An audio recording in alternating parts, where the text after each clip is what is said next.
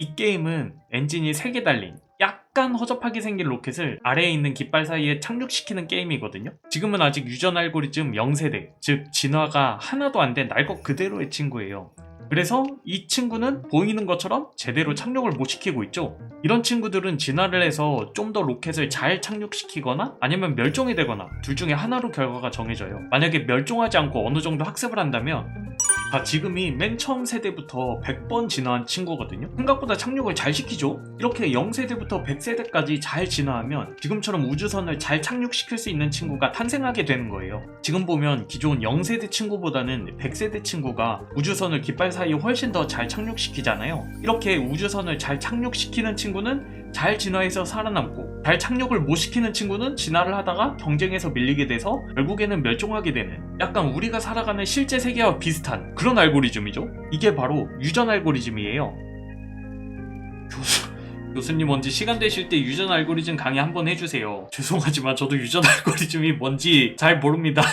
코드 돌리는 법만 알거든요. 제가 알고 있는 상식 내에서만 말씀드리면, 처음에 유전자를 랜덤으로 만들어요. 여기서 유전자라 하면 요거예요. 요거, 이 왼쪽 사진. 입력이 이렇게 네모난 파란 박스고, 출력이 동그란 이 빨간색 동그라미인 네트워크라고 하거든요. 보통 입력이 요거 숫자 8개가 들어올 때 출력이 숫자 4개가 나온다. 근데 이 출력에서 첫 번째는 아무 행동을 안 하는 출력이 하나가 있고, 요거는 레프트 엔진, 아마 레프트 엔진을 키는 것 같아요. 아까 전에 게임 봤듯이 이렇게 땅이 울퉁불퉁 있고 여기에 깃발이 이렇게 2개 있어요. 그리고 요 사이로 요 비행기가 이렇게 엔진을 킬 수 있는 애가 있는데, 얘가 여기로 떨어지는 걸 목표로 하는 거예요. 요 깃발 사이로. 그래서 노 액션, 요거는 아마 가만히 아무 행동 안 하는 것 같고, 그럼 아마 중력으로 떨어지겠죠? 그리고 레프트 엔진은 아마 요 엔진을 키는 게 아닐까요? 그렇지 않을까 싶습니다, 제 생각에는. 그리고 메인 엔진은 요 가운데 거 같고, 라이트 엔진은 요거 같고, 이렇게 엔진을 어떤 걸 킬 거냐, 이 앞에 8개의 환경이 입력으로 들어왔을 때 이 3개의 엔진 중에 어떤 걸 키고 끌 거냐를 사람으로 치면 본능적으로 아는 거. 그거를, 그 본능을 강화시키는 건데, 유전 알고리즘이 처음에는 이렇게 랜덤입니다. 랜덤. 이 빨간색은 가중치가 아마 마이너스인 거고, 초록색은 플러스일 거거든요. 그런데 여기서 빨간색인데 이 선의 굵기도 다 얇죠. 절대값이 아마 큰 거는 굵을 거고 절대값이 작을 거면 얇을 거예요. 아마 그런 차이를 이렇게 보여주는 것 같아요. 그래서 맨 처음에 첫 번째 종, S가 그 종 영어로 S로 시작하는 스페시스, 저는 영어를 잘 못해서 아무튼 첫 번째 종의 0번째 세대, 제너레이션 0번째 세대의 F는 그냥 점수라고 생각하시면 돼요. 피트니스라고 하는데 점수. 첫 번째 종의 0번째 세대에 랜덤으로 딱 했을 때 처음 나온 애, 처음 태어난 애의 점수는 마이너스 61점이다. 이게 최대가 아마 한 200에서 250도 나오는 걸로 알거든요. 그래서 마이너스 61점이면 겁나 못하는 겁니다. 그래서 처음에는 겁나 못하는 친구, 그 친구가 이 게임을 플레이를 해요. 뭔가 점수가 나왔겠죠. 마이너스 61점. 그런데 이 친구 하나만 있는 게 아니라 150마리를 만들어요. 얘랑 비슷비슷하게 생긴 친구, 이 0번째 세대의 첫 번째 종. 그러니까 이 종을 뭐 개구리라고 치면은 개구리 한 마리만 있는 게 아니라 150마리가 있어요. 그래서 그 개구리들한테 전부 다 이 게임을 시키는 거예요. 어떻게? 요 가중치를 가지고 각 개구리마다, 150마리 개구리마다 요게 다 다르겠죠? 그래서 그 친구들한테 게임을 다 시키고 그 중에서 제일 이 F 점수가 높았던 애를 가지고 오는 거예요. 걔를 기준으로 살짝씩 유전자를 바꿔요. 그러니까 얘가 딱 기준으로 해서 요 선 하나를 없애볼까? 아니면 요 선에서 이 굵기가 굵으니까 조금 더 얇게 해볼까? 그리고 아니면 이 초록선의 굵기를 좀 높여볼까? 그런 식으로 살짝 바꿔서 1세대 애들이 태어나는 겁니다. 이렇게 살짝 달라졌죠? 요거랑 보면은 살짝 달라졌죠? 첫 번째 맨 위에 있는 이 빨간 선을 이거를 조금 플러스로 높이 한번 가중치를 줘볼까? 라고 해서 요렇게 바꿔보고, 그리고 뭐 요런 빨간색 선도 조금 없애볼까 해서 없애보고, 그렇게 해서 그 150마리를 다시 재구성을 시키는 거예요. 이렇게 나온 게 이 첫 번째 세대고, 그 중에서 성능이 제일 높은 친구가 이 친구다. 이 친구는 마이너스 48점. 아까 전에 얘는 마이너스 61점이었죠? 마이너스 61점에서 마이너스 48점으로 20점을 좀 높인 친구예요, 얘는. 그러면은 1세대가 요거니까 2세대는 여기서 조금 더 바꾸자. 그렇게 나가는 겁니다. 그래서 나온 2세대는 자, 요거예요. 첫 번째 종의 2세대. 얘는 마이너스 10점 정도 내는데, 얘보다 마이너스 30점이 올랐죠. 보니까 이 기본적인 이 유전자로는 안 되겠어서 중간에 새로운 뭔가를 추가시킨 겁니다. 그래서 요 새로운 뭔가를 추가시켜서 얘를 통과시켜서 뭐 얘를 또 어디로 보내면은 요 4개 중에 어디로 뭐 결과를 낼 때 뭔가 쓰겠죠. 여기는 되게 얇아서 잘 안 보이는데 여기 보면은 살짝 보이죠. 이 새로운 뇌 구조를 약간 바꿔서 이 앵글이라는 입력이 들어오면 이 새로 생긴 친구로 보내서 이렇게 메인 엔진으로 들어가게 이 값이. 그러니까 뭐 개구리 뒷다리가 하나 더 생겼다고 해야 되나? 아무튼 그 새로운 친구가 이렇게 생긴 겁니다. 이 한 세대가 지나가면서 기존 이 1세대 친구는 안 되겠다 싶어서 새로운 노드를 추가해서 이 유전자를 살짝 바꾼 거죠. 그래서 얘를 한 뭐 150마리 뭐 그렇게 만드는 거겠죠? 그래서 이렇게 새로운 유전자가 생긴 애는 마이너스 10점으로 보면은 점수가 점점 올라요. 0번 세대는 마이너스 61점, 첫 번째 세대는 마이너스 48점, 두 번째 세대는 마이너스 10점 해서 200, 250점을 달성하기 위한 점점 높은 점수로 가고 있죠.